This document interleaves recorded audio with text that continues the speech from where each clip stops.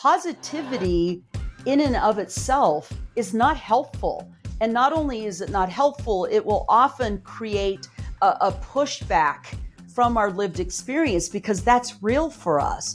It's a coping strategy, and coping strategies are based purely on survival.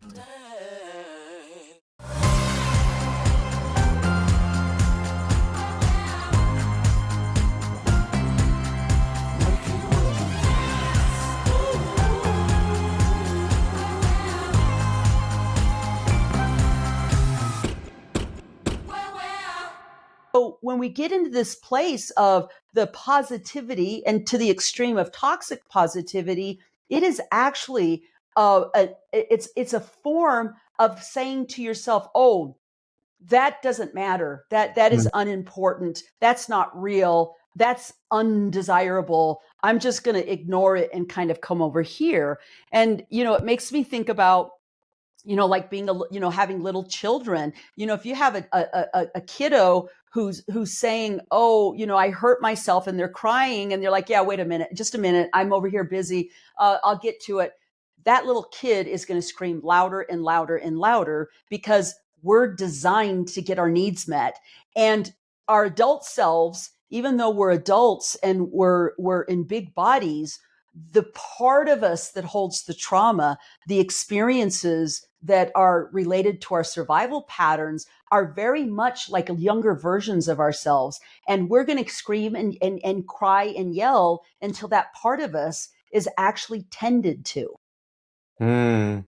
And probably, it might be literally crying, screaming, or yelling, or it might look like other things like abandonment or avoidance or Mm-hmm. anger or Mm-hmm. shutting down, Mm-hmm.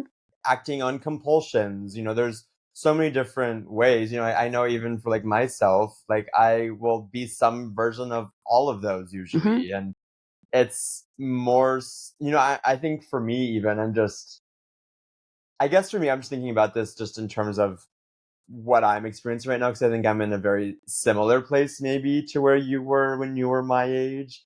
Mm-hmm. Obviously our lives are very different and we're navigating very different worlds. But I think for me, I constantly tell myself, like, I'm not working enough or I'm not doing enough. And I spend so much of my day just like concerned about that or worried about that. And that takes up more time. And I think it's nice to hear that maybe there's some deeper work that needs to occur rather than just like slapping on this really quick solution that might 10x your productivity. Maybe Right. your productivity increases by doing this work that we're talking about here, by healing and like working with those deeper traumas. Maybe you become a better worker, maybe you become a better partner or parent, whatever that is. But what I think I'm hearing you say is that that's a secondary effect of this work. That's not the main goal of trying to work through this. Absolutely, absolutely. And I think you bringing up your example right here in the present moment, I think is a great thing that we can work on, or we can work with. So think about this. First of all, we are a hustle culture. I mean, if you look around us, we've talked about this where, late nights and meals skipped and how many hours you sit at the desk is applauded, and when in reality, if you think about what it activates for you. So like, for example, you had said, I'm working and I'm working and it's still never enough. I'm curious about, even when you say that it's not enough, like what gets activated in your body when you think that thought? I feel like for me, I've put so much pressure on myself. I think even from just a really young age, I think a being someone productive and being someone that's smart and creative was a way that I established my identity from a very young age. It's kind of what made me stand out in some ways. It's what made me an acceptable person. I think I felt really different or othered for most of my life, and being a good worker, being smart was a way for me to feel important or valued. And I think as I've gotten older, I've kind of doubled down into a lot of those tendencies.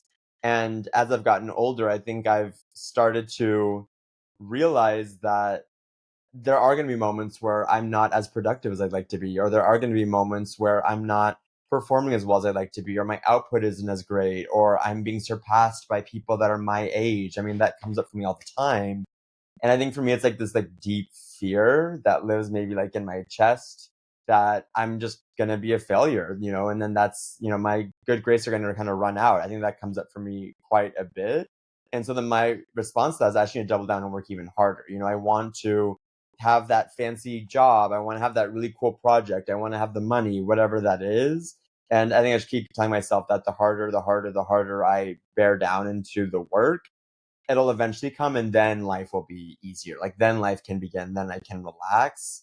Um, and I think as I'm getting older, as I'm entering in my mid to late 20s, I'm finally, I'm having like my Saturn's return moment where I'm realizing like, oh, this response, this productivity that I've been embracing, maybe this toxic positivity that I've been embracing for the past 5 or 6 years might not actually be fruitful for me. And I think as I'm starting to realize that at this age, I'm just kind of in this like, well, now what do I do moment, and I'm, like, now what is there if it's not investing so heavily in this? And I think that's kind of where I am. I feel like I don't really have the answers beyond that. Right. Well, what I'm struck by as you share this is what gets activated is fear, right? And then the fear gets activated. It's actually amplifies your survival pattern. Like you said, I double down and you get stuck in that survival pattern. So think about it this way. If you're in this pattern of, okay, I just need to do more. And let's say you have a friend that comes in and says, hey, Esteban, you shouldn't work so hard. You need to enjoy life. Okay. That is a form. It might be a mild, but nonetheless, a subtle form of toxic positivity, because what Mhm. is it doing? It's completely bypassing your experience, right? It's basically saying, hey, what's wrong with you? Why aren't you doing this other thing over here? When your entire being is in this place of fear and your survival pattern is activated and somebody says, hey, you just need to lighten up and enjoy life. You're like, what? Because there's no resonance. It's incongruent with your experience. And Yeah. so it's not useful, right? You can't take that. Can you take it in? No, you And I can't. think also, with that, and I want to hear the rest of this too. This made me Yeah, think of this is, I think that kind of positivity, whether it's toxic or not, uh, just has no uh it has no awareness of the lived experience of the bingo, person receiving that advice. bingo. For me, like whenever I hear that feedback, like, oh, you should just relax more, you should enjoy more, I tell myself like, yeah, that'd be great, but also that just doesn't apply to me because I'm someone that's always had to be excellent. I've always had to do these things and I've achieved a lot, and therefore like the normal rules don't apply to me. And I Hmm. think that's maybe a little bit of a lower stakes example, but I think even of your case, you're talking about your life, is that, you're receiving a lot of feedback that, oh, your experience is based on just your thoughts or the way that you're perceiving what's happening to you. When really that just doesn't really account for your lived experience either. Like it's not because of your thoughts that you were hungry or Right. abused or neglected. There is a real material existence that comes in the form of stories and experiences and traumas that positivity just can't address. Exactly. And not only can it not address it, but you're going to get a kickback. So just like you said, if somebody came in and said, "Oh, you just need to do this, Esteban," your lived experience is going, "Are you kidding me? That is so far away from my realm of experience that it's completely useless. It doesn't apply to me, and so it's not helpful." And I think that that's what people have to understand is positivity in and of itself is not helpful. And not only is it not helpful, it will often create a pushback from our lived experience because that's real for us. And it doesn't mean that we have to be stuck in those patterns. It's just that is not the answer to that. People go right into slapping positivity on stuff when in reality, the first step is actually owning what is happening to you. Like let your live experience have airtime. It is important for you to allow your lived experience, your narrative, the story that you're telling yourself to be center stage for a moment. It doesn't have to run the show. It doesn't have to run the entire show, but it needs attention. It needs to be seen. And that is actually the first step in shifting narratives, not throwing positivity at it. That's not going to be helpful in any kind of way. So you talk about that first step is really owning your experience and owning your story. That's kind of what this whole module is about. So let's talk about what that would look like for me and also what that looked like for you as you did that work for yourself. Right. And I can also talk about what it doesn't look like, because I Mhm. think this example that I brought up um, in the last 6 months is obviously it's very real, and it's right here in terms of my lived experience. I was full in to my survival pattern that I call hustle. I'm not just talking about hustle from the perspective of our cultural perspective of valuing hustle. I'm talking about my lived experience from being a very, very little girl, that basically I was telling myself, I got to get this figured out because nobody's coming. Nobody's going to take care of me. And if I don't hustle and get it figured out and figure out how to take care of myself, then I'm screwed. And what happened was that got activated full force. And I was making decisions. I was experiencing life as if that experience as a little girl was right here, present and center stage. And, you know, if somebody said, hey, just loosen up, or hey, you got to just trust everything is going to work out, because I'm so activated in that pattern, I'm going to completely dismiss it. It's completely unhelpful. And so when we talk about owning our stories, the first thing that needs to happen is to go, okay, what's happening for me right now? Like right now, what's going on?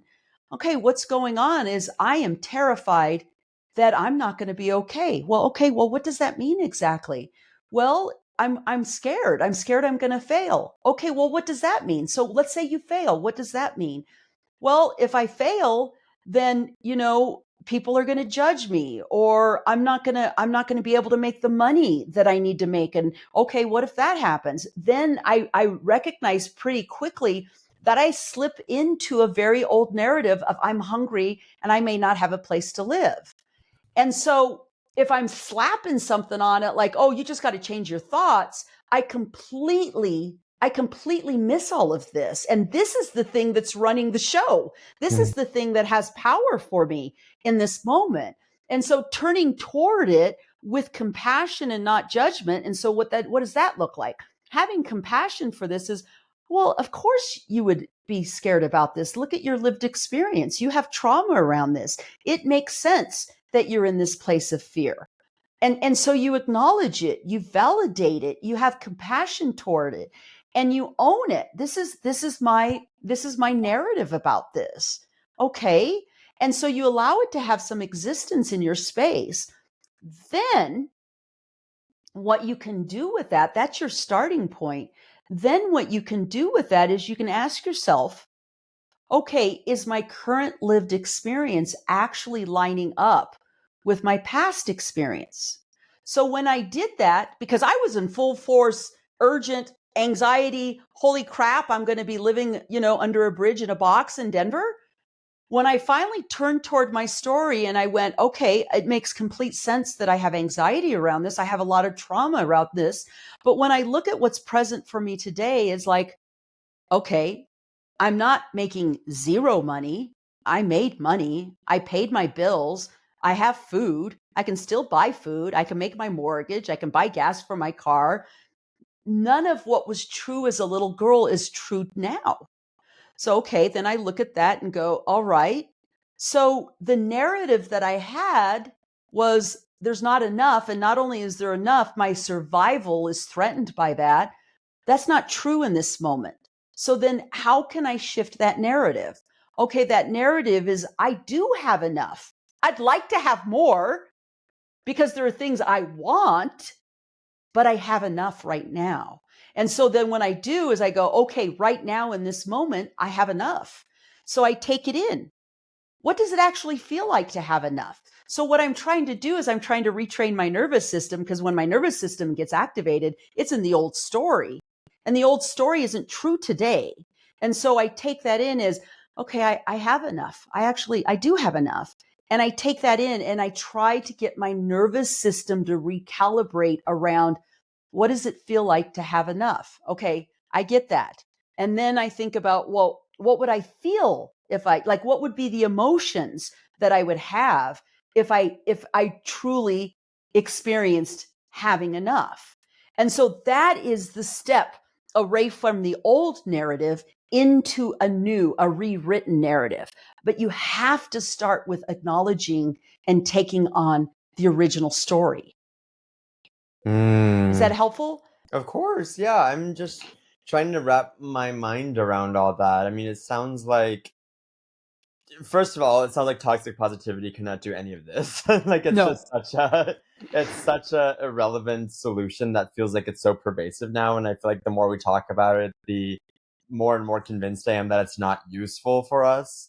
But what I'm hearing from you is that when you are feeling like you are in this place, or you're feeling like you're being possessed by the story, the first part is to kind of trace the roots, which is something that we've been talking about for the past 5 or 6 weeks, figure out where it's coming from, and then having a lot of compassion for that version of you that's in that story. Like, of course I would feel this way, of course I would be stressed about money, of course for me I would be stressed about being great or being excellent or performing really well, because that's the way that I established my identity as a young child. And that's the way that I established myself as having value as a young Mm-hmm. person up to today.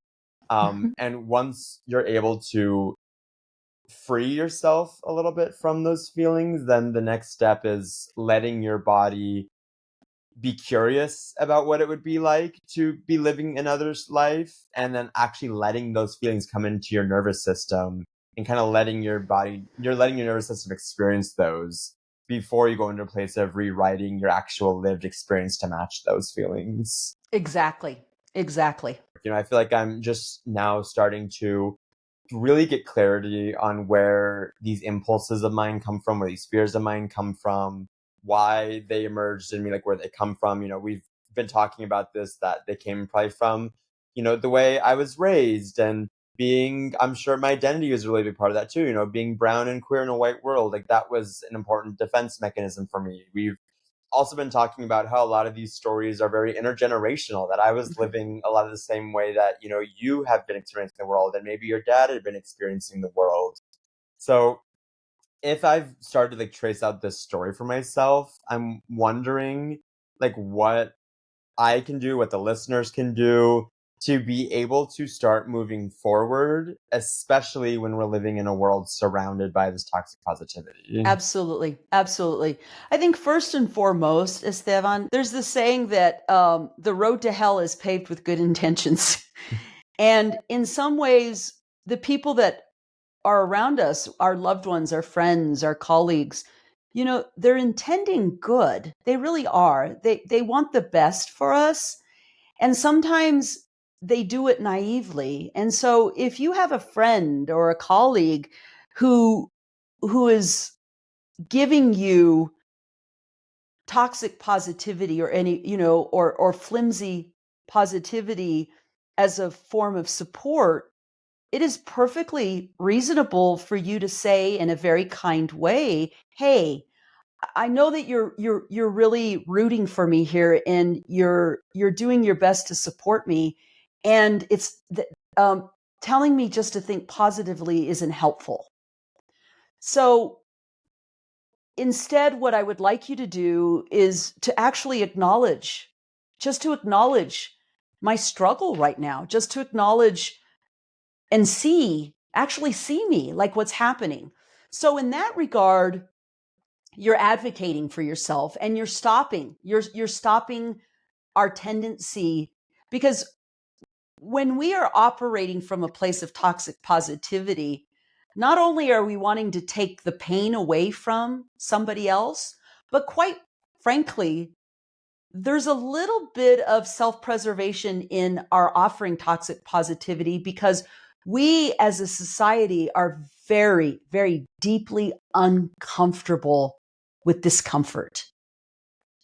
And so sometimes sitting with somebody in uncomfortable spaces, whether it's fear or an anxiety or grief or loss or helplessness, is extremely uncomfortable for us. And so we do what we can to create distance from it. And so sometimes I think that toxic positivity is actually is as meant as much for the person delivering it because they're uncomfortable as they are trying to help the other person out.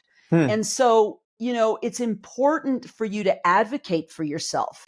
And in doing that and saying, I know that you're trying to be helpful and I appreciate it and it's not helpful. I just need you to be here with me. I need you to acknowledge that this is a struggle for me or that I have anxiety around this. I just need you to acknowledge that, or I want you to acknowledge that. If you want to help me, that's going to help me.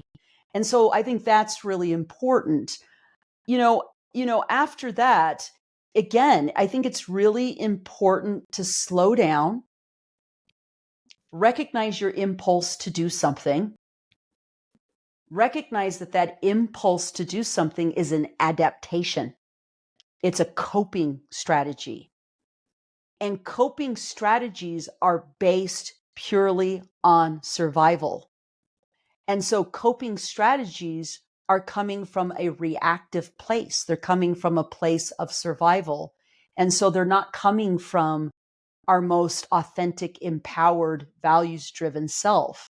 And so if you can just recognize, slow down enough to see that impulse and say, okay, what is this impulse trying to do for me? In some way, it's trying to protect you. It's trying to take care of you.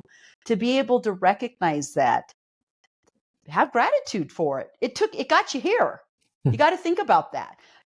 And at the same time, the things that get us here will keep us here because we need to do something different to go to somewhere else. So the things, the patterns, the survival strategies, the coping strategies, don't judge them. They got us here. They got us to survive what we experienced as children. Having said that, those very patterns will keep us here. So if we want to go somewhere else, if we want to experience something else, then we need to release those strategies. And the only way to release those strategies is to actually acknowledge that that's what you're doing and understand, have gratitude, have compassion, understand that that made sense for you, and then know and say to yourself, that's going to keep me right here. I don't want to be here. I want to be somewhere else. You don't have to justify where you want to be. Wanting it is just enough. And then you say to yourself, okay, if I want to experience something different, if I want to be in a different place, I recognize that I need to let these go. I need to lay those down. And it's not an all or nothing thing. There may be experiences down the road that it makes perfectly sense to re-engage that coping strategy. On some level, when I look at my experience over the last 6 months, there needed to be a little hustle. What I didn't do, and it didn't serve me, was I was completely unconscious to what was happening and recognizing that my survival patterns from being a little kid were completely activated. And that's where I was making decisions from. That's where I was experiencing life. And it was going to keep me there.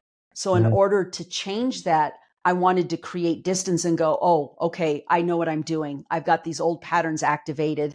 And I recognize if I stay in those patterns, this is where I'm going to stay. I'm going to stay in this place of hustle. I don't want to hustle. It doesn't feel good. It's stressful. Okay, so what do I need to let go? What do I need to do instead? So that helps you shift. So the things that got us here are going to be the things that keep us there. And so if we want something different, we've got to recognize what is it the thing that I'm doing and how do I release that and how do I do something different? Mm. And what I'm hearing too with that, with the things that got us here, the things that keep us here, toxic positivity would have us believe that the answer is just to kind of throw those out and replace it with this really positive mindset or this, catchy phrase. That's not the way, though. What you're saying is that the way to be freed from a lot of these habits, these stories, these experiences that keep us stuck in this place of disempowerment, of anxiety, depression, whatever that is, that the only way to free the hold from them a little bit is to actually sit with them and turn towards them and spend time with them and honor them and own them rather than just trying to push them away and quickly replace them with some quick phrase. Absolutely, absolutely. And that kind of makes me think about kind of at the core of my message. I understand that my message may not resonate for everybody. And having said that, I'm going to say that I have spent my entire adult life healing, just layers of healing from my childhood trauma. And I'm going to say that if I look at what I've experienced, the thing that really, really changed the game for me was when I actually turned toward my pain, when I turned toward and acknowledged my narrative and how that took care of me and how it made sense and how it made sense that I had a lot of fear. And then I also recognized that even though that all made sense, that wasn't something I wanted to keep carrying with me because it was going to keep me in the same experience. And I did all these other things, mindset experiences, changing the way that I'm thinking, all these different things. And they always fell short. Well, they fell short because I was ignoring, I was bypassing, I was trying to get away from the very experience that would actually set me free from all of this. I would say that that is probably one of the biggest learnings that I've had that I want to share with everybody as they're on their own healing journeys. We're all on our own healing journeys. Some of us just have more intense journeys, but we're all on that. I feel like that's as good a place as ever to wrap up this conversation. I think we could keep talking about this for a while, and I know we still have half the program ahead of us, but I just really appreciate this conversation. I feel like hearing you talk about this is just really meaningful. I think to hear about it through your own life, as your son is really interesting and the way that it's impacting me. And I feel like this is one of those lessons that I just want to spend more and more time with. This felt like a huge eye opener. And now that we've had this conversation, I feel like my mind is just instantly going to be clued into all the moments where we are guided into toxic positivity around us and treated and have that uh, we have that served to us as if that's the only option. And I know this is a practice. This takes time and a lot of, attempts to get it right. But this feels like a really good alternative to all that and something that could be really interesting to try out more. So I just want to thank you for that and sharing more about your life and this practice. And I'm excited to keep this conversation going over the next 6 weeks of this Own Your Story journey. Absolutely. I'm excited to see all the conversations that we're going to have about this. Awesome. Well, thank you. And we'll be back next week for another conversation about how to own your story. We're in the second month right now where we're talking about now that you've become aware of your story, how do you take stock of it and own what's yours? And then for the last month of this journey, we'll be talking about how to rewrite your story, which I know for me personally at this moment in my life, I'm really desperate and excited for. So I'm excited to keep this conversation going. I am as well. Thank you. Thank you. Bye bye.